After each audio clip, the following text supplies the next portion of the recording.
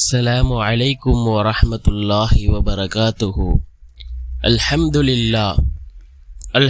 لله الذي نحمده ونستعينه ونستغفره ونؤمن به ونتوكل عليه أما بعد.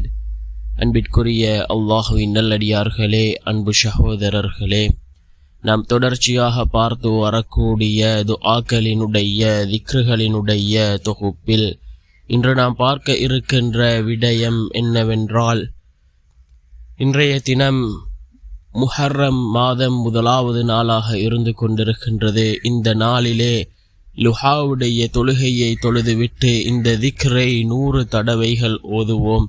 இந்த திக்ரை ஓதுவதன் மூலமாக நாம் நடக்காது என்று நினைத்த காரியத்தை கூட அல்லாஹ் மிகவும் விரைவாக நடத்தி வைக்கின்றான். அதே போன்று அல்லாஹ் ரிஸ்கை அதிகப்படுத்தி தருகின்றான். நாம் கேட்ட விடயங்களை அல்லாஹ் நமக்கு தருகின்றான்.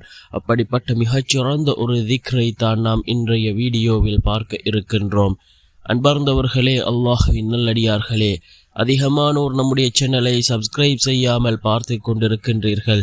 நீங்கள் சப்ஸ்கிரைப் செய்து லைக் இடுவதன் மூலமாக நமது சேனலில் உள்ள வீடியோக்கள் இன்னும் பல சகோதரர்களுக்கு கொண்டு போய் சேர்க்கப்படும்.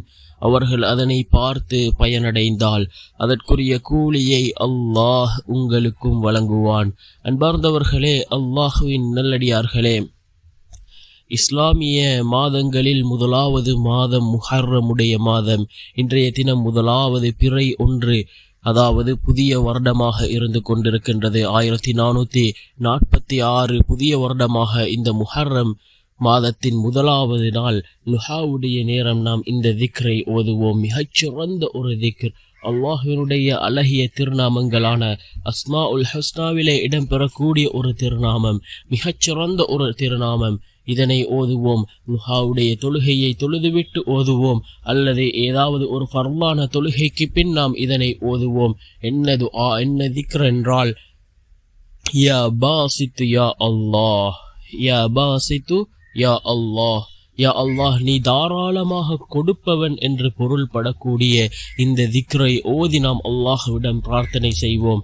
நிச்சயமாக அல்லாஹ் இந்த திக்ரின் மூலமாக நடக்காது என்று நினைத்த காரியத்தை கூட அல்லாஹ் மிகவும் இலகுவாக நடத்தி வைப்பான். அதே போன்று நம்முடைய அனைத்து விடயங்களையும் சீராக்குவான். யகீனோடு இஹ்லாஸோடு நாம் இதனை ஓதுவோம். நிச்சயமாக அல்லாஹ்வினுடைய உதவி நம்மை வந்தடையும்.